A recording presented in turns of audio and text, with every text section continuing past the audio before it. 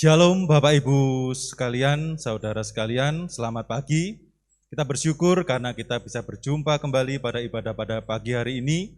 Walaupun masih secara online, kita belum bisa bertatap muka. Semoga tidak mengurangi semangat dan juga kerinduan kita untuk selalu memuji dan memuliakan nama Tuhan. Semoga Bapak Ibu selalu dalam keadaan sehat, walaupun dalam pandemi ini, Bapak Ibu selalu jaga kesehatan dan juga selalu ikuti protokol kesehatan. Semoga pandemi ini juga selalu segera berlalu agar kita dapat berjumpa lagi secara bertatap muka, temu kangen untuk di gereja ini kembali. Amin. Dan untuk persembahan, baik persembahan perpuluhan maupun persembahan kolektan, boleh ditransfer Bapak Ibu ke rekening berikut yang ada di layar. Rekening BCA atas nama GBT Lumajang dengan nomor rekening 125-193-7937. Saya ulangi, 125-193-7937. Atau boleh di-scan barcode di sebelah kiri saya bagi yang mempunyai M-Banking BCA. Terima kasih atas support dan juga persembahan Bapak Ibu Saudara. Tuhan Yesus memberkati. Selamat pagi Bapak Ibu semuanya. Ya, kita bertemu kembali di layar kaca kita ya. Ada yang di HP, mungkin ada di komputer. Kita bersyukur kalau kita masih diberikan kesempatan sama Tuhan untuk kita beribadah online ya pagi hari ini. Kita akan mengucap syukur terlebih dahulu, kita berdoa, kita berterima kasih atas kehidupan kita. Bapa Tuhan Yesus yang baik dalam kehidupan kami.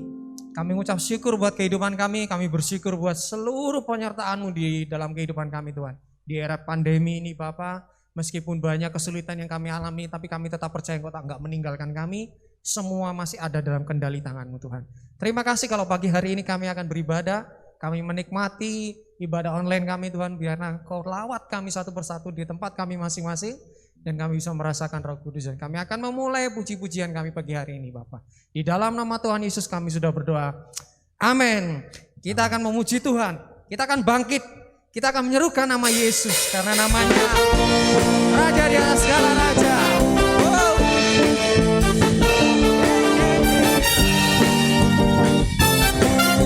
Mari semua katakan bangkit. Bangkit, serukan nama Yesus. Maju, nyatakan kuasanya. Iblis gemetar, kalahkan tipu dayanya dengan kuasa namanya. Bangkit, serukan nama Yesus. Maju, nyatakan kuasanya. Kita buat iblis gemetar, kalahkan tipu dayanya dengan kuasa namanya. Nama Yesus menara yang kuat. Nama Yesus kota benteng yang teguh. Nama Yesus kalahkan semua musuh. Nama Yesus di atas segalanya. Sekali lagi kata, oh bangkit.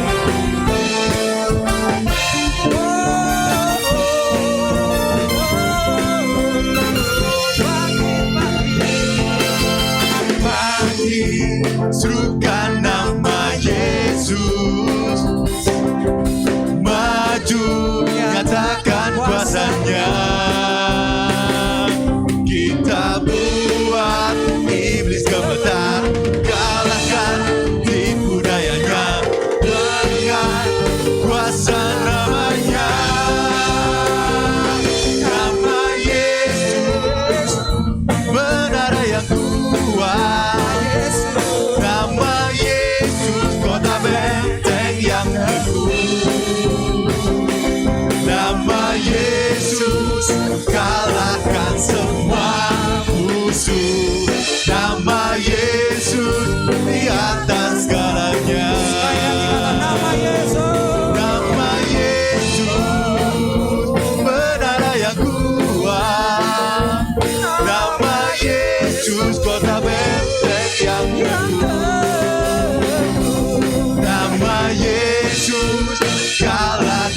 semua musuh. Nama Yesus di atas segalanya. Nama Yesus kalahkan semua musuh. Nama Yesus di atas segalanya. Nama Yesus di atas segalanya. Sekali lagi katakan. Nama Yesus kalahkan semua musuh. Nama Yesus di atas segalanya.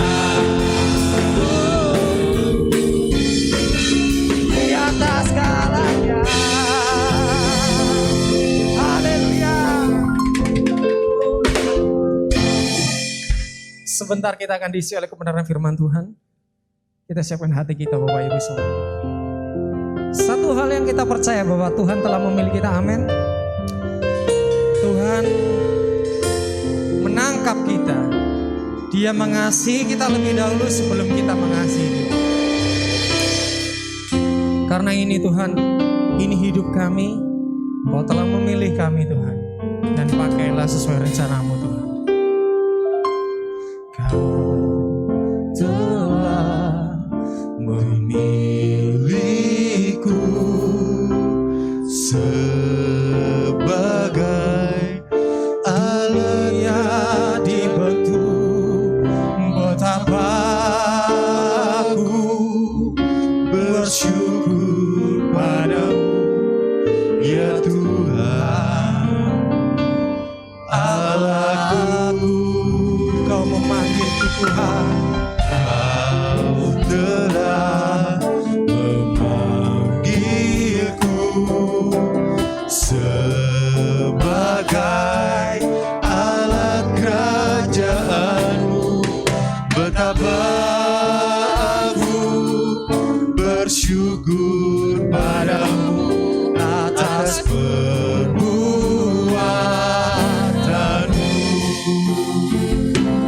Jadikan aku bait suci-Mu yang kudus dan yang tiada bercelah. Jadikan aku mesbah doa-Mu bagi keselamatan bangsa-Ku. Kau telah memanggil kami Tuhan. Engkau memilih kami Yesus. Kau telah memilihku sebelum dunia dibentuk. Betapa aku bersyukur padamu, ya Tuhan Allahku.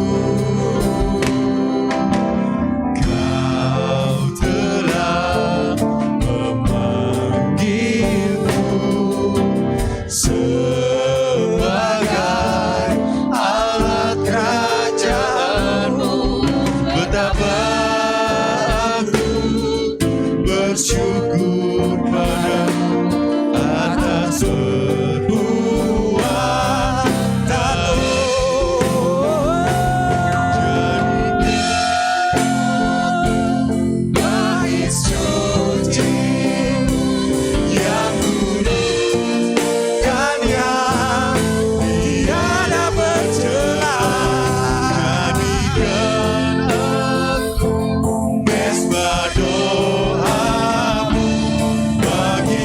keselamatan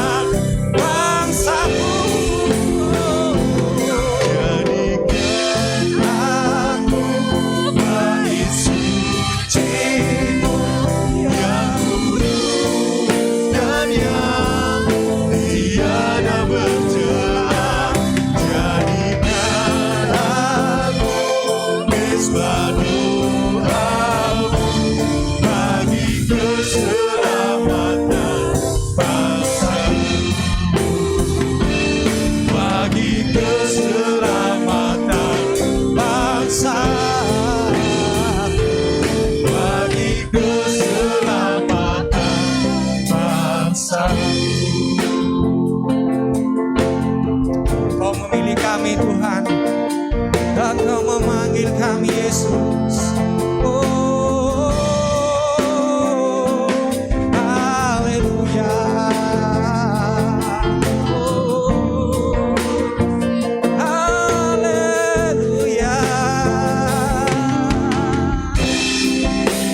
Bagimu Tuhan seluruh hidupku, pakailah Tuhan bagi kemuliaan-Mu. Genapi seluruh rencana-Mu, sampai bumi penuh kemuliaan-Mu. Tuhan seluruh hidupku, pakailah Tuhan bagi kemuliaan-Mu. Genapi seluruh rencana-Mu, sampai bumi penuh kemuliaan. Bagimu Tuhan, seluruh hidupku, pakailah Tuhan bagi kemuliaan-Mu. Genapi seluruh rencana-Mu, sampai bumi sekali lagi katakan kemuliaan. Oh, bagimu Tuhan, seluruh hidupku, pakailah Tuhan bagi kemuliaan-Mu. Genapi seluruh rencana-Mu, sampai bumi penuh kemuliaan. Genapi seluruh rencana. Genapi seluruh rencana-Mu, sampai bumi penuh kemuliaan. Berikan sorak-sorai buat Tuhan kita. Oh, pakailah kami Tuhan, pakailah kami Tuhan. Bagimu Tuhan.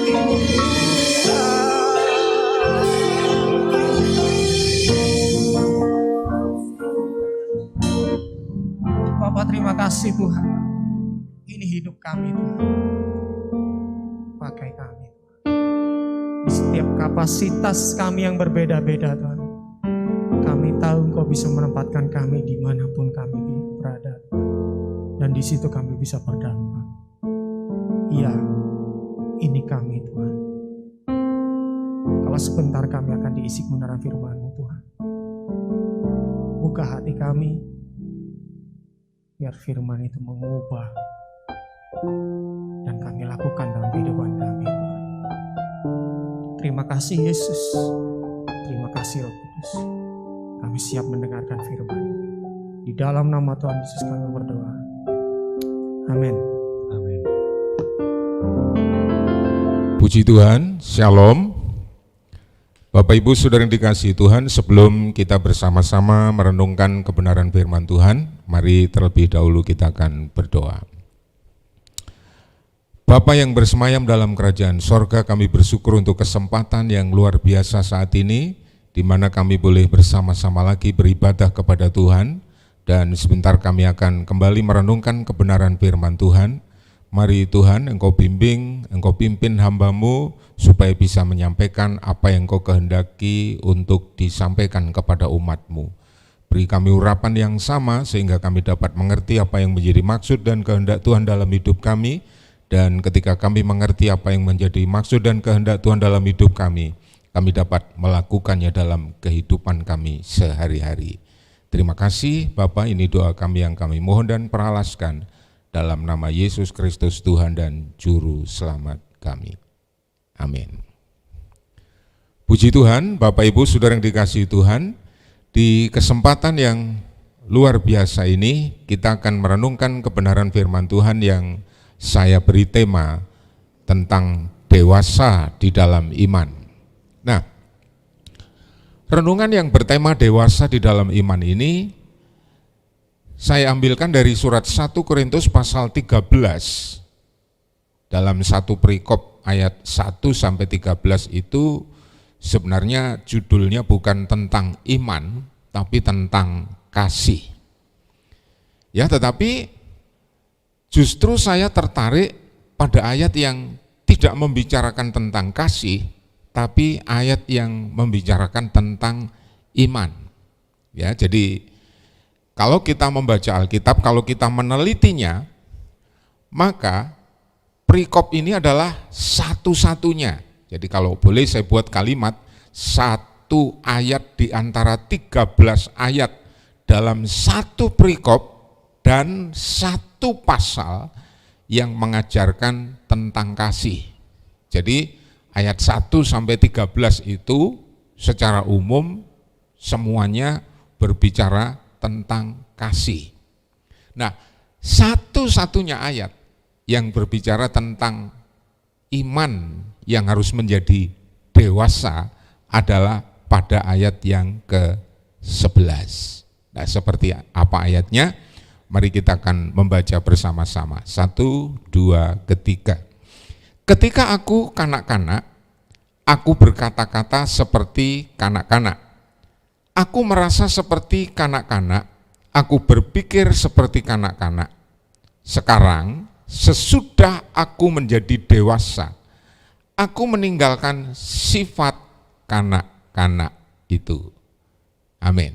Nah, jadi saudara yang dikasihi Tuhan, seperti tadi saya katakan, di antara 13 ayat, jadi ke-12-nya itu membicarakan tentang kasih. Nah, coba kita akan lihat sepintas ya. Yang bagian pertama ini kita melihat dulu ayat 1 sampai 10. Misalnya pada ayat 1 ya. Jadi pada ayat 1 Rasul Paulus mengatakan, lengkapnya itu bunyinya begini, sekalipun aku dapat berkata-kata dengan semua bahasa manusia dan bahasa malaikat, tetapi jika aku tidak mempunyai kasih, aku sama dengan gong yang berkumandang dan canang yang gemerincing. Nah, jadi saudara, ini berbicara tentang kepandaian, berbicara tentang kepintaran. Saking pinternya orang itu sampai mengerti semua bahasa manusia, bahkan bahasa malaikat sekalipun dia mengerti. Namun dia berkata, semuanya itu tidak ada gunanya jika tanpa kasih. Nah, ini jadi rata-rata setiap ayat itu berbicara tentang kasih.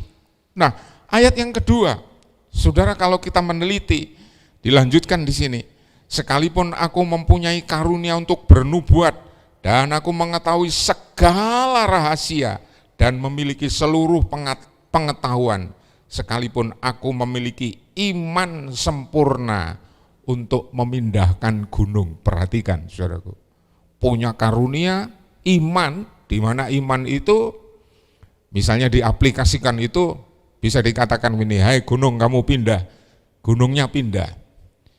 Itu pun kata Rasul Paulus tidak ada faedahnya kalau tidak mempunyai kasih.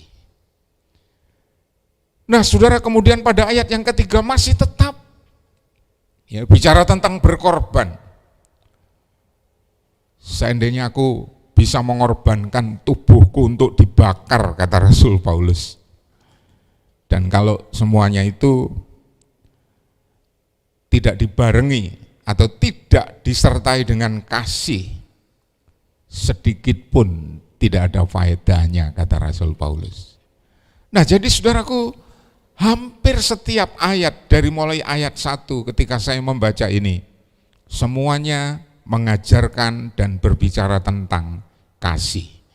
Lalu pada ayat yang 4 sampai yang ke-7 itu dia mengajarkan kasih itu seperti apa. Ya. Kasih itu seperti apa itu ditulis 4 ayat yang pasal 13 ayat 4 sampai yang ke-7. Ya. Dan kemudian pada ayat 8 sampai ayat yang ke-10 dia mengajarkan lagi semua itu akan berakhir, pengetahuan dan lain sebagainya itu akan berakhir. Tapi kasih itu sendiri bersifat kekal. Jadi saudara yang dikasihi Tuhan, dari ayat 1 sampai 10 dia mengajarkan tentang kasih, begitu pentingnya kasih itu. Tetapi lagi-lagi saya tertarik justru pada ayat yang ke-11 yang mengatakan, ketika aku kanak-kanak, aku berkata-kata seperti kanak-kanak, aku merasa seperti kanak-kanak, aku berpikir seperti kanak-kanak. Sekarang sesudah aku dewasa, aku meninggalkan sifat kanak-kanak itu. Loh, kok aneh? Ya, dari sekian ayat yang berbicara tentang kasih, tiba-tiba dia menyinggung tentang sifat anak-anak dan bagaimana orang yang dewasa itu tentunya seperti itu. Saudaraku, ketika saya merenungkan ayat 12 sekalipun, itu masih menggambarkan tentang sosok Yesus Kristus yang dilihat oleh Rasul Paulus melalui firman, dan dia melihatnya itu masih dengan samar-samar, tidak jelas. Saudaraku, dan kemudian di ayat 13 pun diakhiri betapa besarnya kasih. Demikian tinggal ketiga hal yaitu iman, pengharapan dan kasih, dan dia mengatakan yang paling besar ialah kasih. Nah, saudaraku, setelah saya membaca berulang kali satu perikop ini dan diselipkan pada ayat yang ke-11 tentang kedewasaan, maka akhirnya saya merenungkan bahwa tanda seseorang itu dewasa secara rohani adalah bahwa dia bisa mengasihi. Jadi tanda seseorang itu dewasa dalam iman, jadi konteks renungan kita saat ini adalah dewasa dalam iman. Jadi salah satu tandanya orang itu adalah bisa mengasihi. Nah, kita perlu belajar lebih jauh. Renungan kita saat ini seperti sebuah pelajaran Alkitab ya, karena pelajaran Alkitab maka yang dipelajari adalah Alkitab dan kita akan beranjak dari ayat ke ayat. Nah, kita kembali kepada ayat yang ke-11 tadi. Rasul Paulus mengatakan salah satu kalimat di ayat 11 itu, sekarang sesudah aku menjadi dewasa. Jadi saudaraku, ketika dia mengatakan sudah menjadi dewasa berarti dia sudah melewati masa kanak-kanak. Dia sudah meninggalkan sifat kanak-kanak. Ya, saudaraku, dan kalau kita kepingin lebih jelas lagi, maka kita perlu terus-menerus merenungkan bagian ini, ya, yang mengingatkan kepada kita tentang betapa pentingnya menjadi dewasa di dalam iman. Ya, sekali lagi, untuk menjadi dewasa di dalam iman itu sudah harus meninggalkan sifat kanak-kanak itu. Baik, mari kita bercermin melalui firman Tuhan, apakah sifat kanak-kanak itu masih ada di dalam kehidupan kita atau tidak. Ya, jadi sekali lagi kita bercermin bersama-sama. Kalau masih ada, ya mari kita seperti gambar yang kita lihat ini, kita lari, kita tinggalkan sifat kanak-kanak itu, karena ajarannya kali ini bahwa kita harus menjadi dewasa di dalam iman. Oke, mari kita bercermin bersama. Ya, sifat kanak-kanak itu ditandai oleh yang pertama adalah kata-kata yang cenderung sembarangan. Jadi fokus kita tetap pada ayat yang ke-11. Ya, fokus kita tetap pada ayat yang ke-11 di mana di situ juga ada kalimat, ketika aku kanak-kanak, aku berkata-kata seperti kanak-kanak. Jadi pertama yang dilihat oleh Rasul Paulus adalah bahwa kanak-kanak itu ditandai dengan kata-katanya, ucapannya. Ya. Ada dulu pernah saya ingat ada seorang yang namanya Asmuni. Beberapa teman membicarakan ini, ternyata nama ini punya arti, ya, asal bicara, asal bunyi. Ya saudaraku, asal bicara atau asal bunyi ini bahaya. Jadi ketika seorang asal ngomong, asal berbicara, tidak berpikir bahwa yang dibicarakan itu benar atau tidak, ini menandakan bahwa dia masih ada di dalam golongan kanak-kanak. Saudara, kalau orang dewasa itu hati-hati kalau ngomong, ya, takut kalau salah malu, ya, kalau salah nanti ditertawai. Wong sudah dihati-hati saja masih bisa salah, apalagi kalau sembarangan, kalau asal bunyi. Saudaraku, ini memberitahu kepada kita sekalian tentang ciri kanak-kanak atau sifat kanak-kanak itu ditandai oleh yang pertama adalah kata-kata yang cenderung sembarangan. Nah, makanya Rasul Paulus mengatakan, ya, aku berkata-kata seperti kanak-kanak ketika masih kanak-kanak, tetapi sekarang tidak. Aku sudah menjadi dewasa dan meninggalkan sifat kanak-kanak itu. Saudara, sampai saat ini kita masih banyak melihat orang yang kata-katanya cenderung sembarangan. Tidak peduli apakah lawan bicaranya itu orang tua, yang harusnya dihormati, yang harusnya dihargai, ya, dia nggak mikir itu, sikat terus. Kenapa? Karena dia menganggap dirinya benar. Jadi ketika seorang menganggap dirinya benar, ucapannya terhadap orang lain itu condong sembarangan.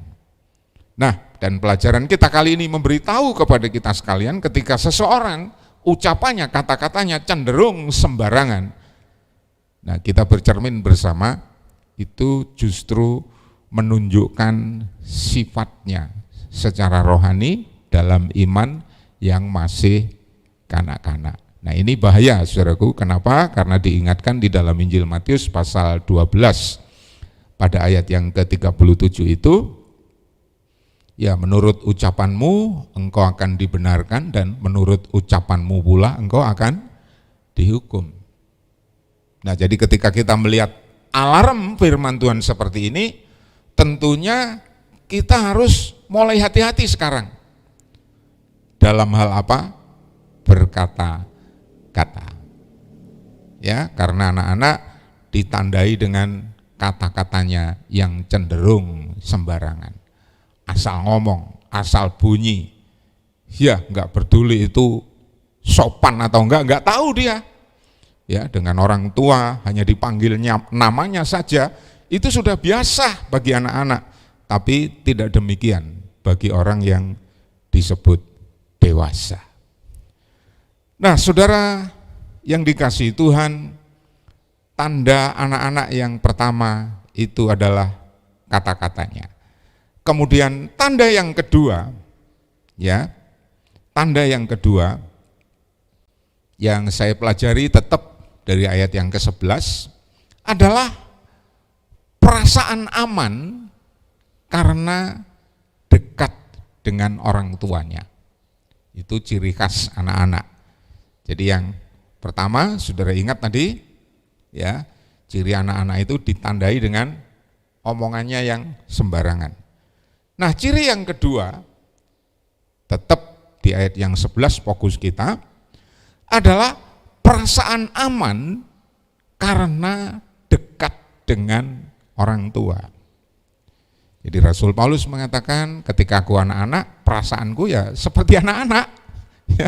Aku merasa seperti kanak-kanak. Nah, perasaan anak-anak itu adalah perasaan yang merasa begitu aman, nyaman ketika dekat dengan orang tuanya. Saudaraku, dan saya merenungkan ternyata merasa dekat, merasa aman dengan orang tua itu hanya baik jika dilihat di satu sisi. Tapi kalau dilihat dari sudut pandang tentang sebuah kedewasaan rohani, ini enggak masuk, saudaraku. Memang ada ayat yang mengatakan seperti berikut ini. Ya, Engkau yang mengeluarkan aku dari kandungan, Engkau yang membuat aku aman pada dada ibuku. Jadi seorang anak itu begitu dekat dengan orang tuanya, ya, apalagi dia masih membutuhkan ASI, begitu dia dekat dengan ibunya sudah begitu tenang. Ya, tetapi sekali lagi, ya, ini hanya bagus secara rohani itu ketika dilihat dari satu sisi. Ya, memang kita beberapa waktu yang lalu belajar di masa-masa seperti ini, kita harus mendekatkan hidup kita, diri kita kepada Tuhan. Karena memang ada ayat yang mengatakan hanya dekat Tuhan saja aku tenang.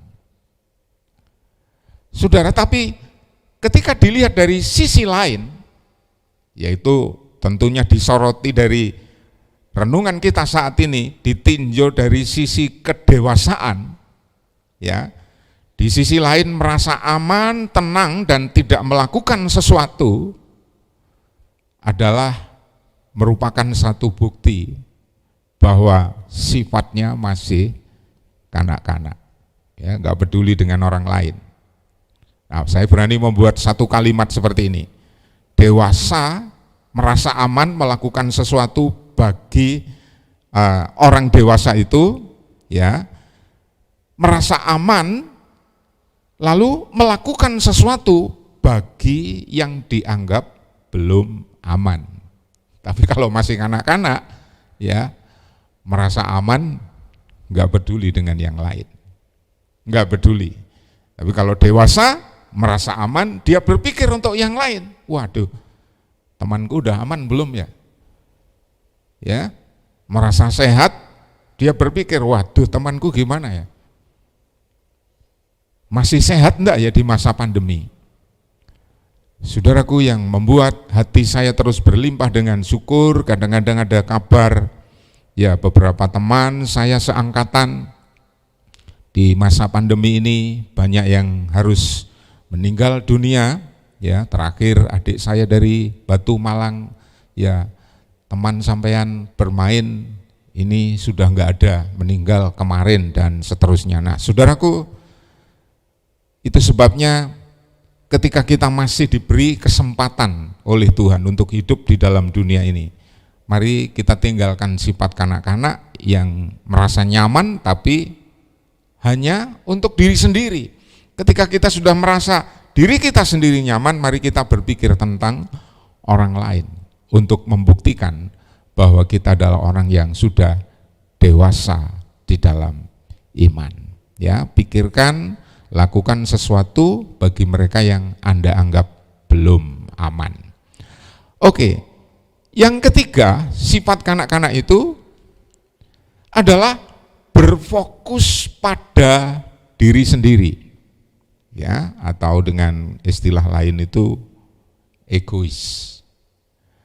Saudaraku, anak-anak itu sifatnya rata-rata egois, berpikir untuk dirinya sendiri. Ya, saya berani membuat satu kalimat menganggap apa yang di depan mata itu adalah miliknya. Saudara pernah melihat anak kecil mainan, membawa mainan, kemudian ketemu temannya, langsung direbut. Kenapa? Karena dia menganggap bahwa apa yang di depan mata itu miliknya. Nah, bukankah ini menunjukkan tentang sebuah sifat yang egois? Kalau orang dewasa kan tidak demikian. Dia mengerti mana yang milikku, mana yang bukan milikku. Dia mengerti apa yang menjadi haknya dan bukan. Tapi kalau anak-anak enggak ngerti, ya, dia hanya berpikir bahwa apa yang di depan mata itu miliknya. Itu sebabnya tidak jarang kita melihat anak-anak berebut mainan. Kenapa? Karena dia tidak mengerti bahwa itu milik orang lain. Nah, saudara, itulah beberapa ciri tentang sifat anak-anak yang harus ditinggalkan. Ya, kita belajar 3 hal tentang ciri sifat kanak-kanak ini. Yang pertama, tadi kita sudah belajar ciri anak-anak itu asal bicara. Nah, ini enggak boleh pada orang Kristen yang disebut imannya dewasa. Ya. Yang kedua, merasa aman, merasa tenang, tapi tidak berpikir tentang yang lain. Masa bodoh. Saudara, orang yang dewasa di dalam iman setelah merasa dirinya sendiri aman, dia berpikir untuk orang lain. Ya, saya bersyukur untuk Gereja Bethel Tabernakel di masa pandemi dipikirkan para hamba Tuhan yang kondisi ekonominya kemungkinan mengalami sesuatu yang tidak menyenangkan dan perlu dibantu. Nah, saudara yang dikasihi Tuhan, tentu ini satu hal yang penting. Ya, kita berpikir untuk yang lain. Yang ketiga, yang terakhir, yang perlu kita renungkan, sifat kanak-kanak itu egois, dia berpikir bagi dirinya sendiri. Ya, menganggap semua yang di depannya miliknya. Nah, makanya Rasul Paulus juga mengajarkan, aku berpikir seperti kanak-kanak. Nah, dewasa di dalam iman itu ditandai oleh pikiran dan perasaan seperti yang ada pada Kristus Yesus. Jadi dewasa dalam iman itu ditandai oleh pikiran dan perasaan seperti yang ada pada Kristus Yesus. Nah, seperti apa itu? Ditulis dalam surat Filipi pasal 2 ayat yang ke-5 sampai ayat yang ke-8 yang mengatakan demikian. Hendaklah kamu dalam hidupmu bersama-sama menaruh pikiran dan perasaan yang terdapat juga dalam Kristus Yesus. Nah, pikiran dan perasaan seperti apa itu? Kalau kita loncat membaca ayat 7 dan ayat 8 bunyinya seperti ini. Bahwa dia itu mengosongkan dirinya sendiri, mengambil rupa seorang hamba dan menjadi sama dengan manusia, dan dalam keadaan sebagai manusia ia telah merendahkan dirinya dan taat sampai mati, bahkan sampai mati di kayu salib. Saudaraku, ini mengandung satu pelajaran yang sangat luar biasa, bahwa pikiran dan perasaan yang ada pada Yesus Kristus yang pertama yang perlu kita ketahui adalah bahwa dia mengosongkan diri. Ya. Dia itu segalanya. Dia itu sebenarnya penuh. Tapi yang penuh menganggap dirinya kosong. Nah, seringkali di dunia ini kita melihat kebalikannya. Orang belum apa-apa, ya, belum ada apa-apanya. Kalau dalam sebuah jabatan gitu mungkin boleh disebut baru menjabat gitu, wah sudah merasa hebat, sudah merasa ada apa-apanya. Yesus Kristus, dia adalah Tuhan di atas segala Tuhan, Raja di atas segala Raja, dia yang kuasa, dia kepenuhan itu sendiri, tetapi ternyata Alkitab mengatakan dia mengosongkan diri, menganggap dirinya nol, nggak ada apa-apanya. Kalau saya boleh membuat satu kalimat, rupa Tuhan, rupa Raja di atas segala Raja, rupa penguasa, bahasa secara umum itu dewa. Dewa ditinggalkan. Saudaraku, seringkali di dunia ini kita melihat orang baru punya jabatan. Sepele. Jabatan paling rendah di sebuah organisasi itu, orang kalau pertama di daerah itu diangkat jadi ketua MPW. Itu sudah sombongnya ampun-ampun. Baru MPW, lihat tadi MPP piye gitu. Nah, saudara yang dikasihi Tuhan, belajar dari Sang Juru Selamat, Tuhan di atas segala Tuhan, Raja di atas segala Raja, penguasa di atas segala penguasa, meninggalkan jabatannya itu, ya, dan kemudian turun ke dalam dunia dan memakai rupa hamba. Saudara tahu apa itu hamba? Hamba itu pelayan.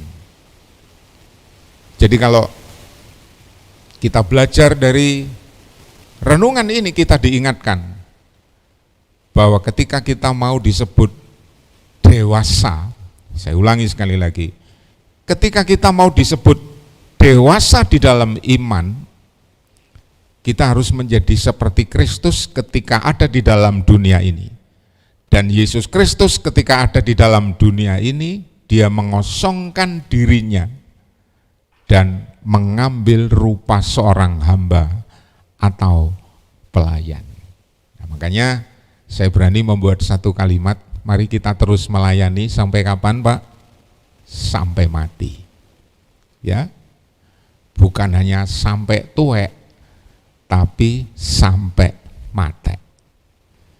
Nah, dan saya ingin tegaskan sekali lagi, yang bisa melayani dengan kasih, ya, tanpa pamrih, karena memang merasa sudah dirinya itu mendapat begitu banyak, lalu kepingin membalas, melayani kembali dengan kasih. Siapa mereka? Adalah mereka yang sudah menjadi dewasa di dalam iman. Nah, itu sebabnya mari kita akan belajar bersama kali ini, mengoreksi diri kita masing-masing, kita bertumbuh di dalam iman sampai kita menjadi dewasa di dalam iman, dan dewasa di dalam iman itu ditandai seperti Kristus yang mengosongkan dirinya, mengambil rupa seorang hamba dan melayani sampai Tuhan datang. Amin. Tuhan memberkati kita, mari kita akan berdoa bersama-sama. Bapa Surgawi, kami mengucap syukur untuk firman-Mu yang sudah kami renungkan bersama pada saat ini. Biarlah kiranya firman-Mu menjadi kekuatan dalam kehidupan kami, dan di masa pandemi ini setiap kami disadarkan bahwa kami harus bertumbuh menjadi dewasa. Bukan hanya dewasa secara fisik, tapi kami harus menjadi dewasa di dalam iman. Dan kami harus meninggalkan sifat kanak-kanak itu. Dan kami harus menjadi seperti Engkau, Tuhan, yang turun ke dalam dunia, mengosongkan diri, mengambil rupa seorang hamba dan menjadi pelayan.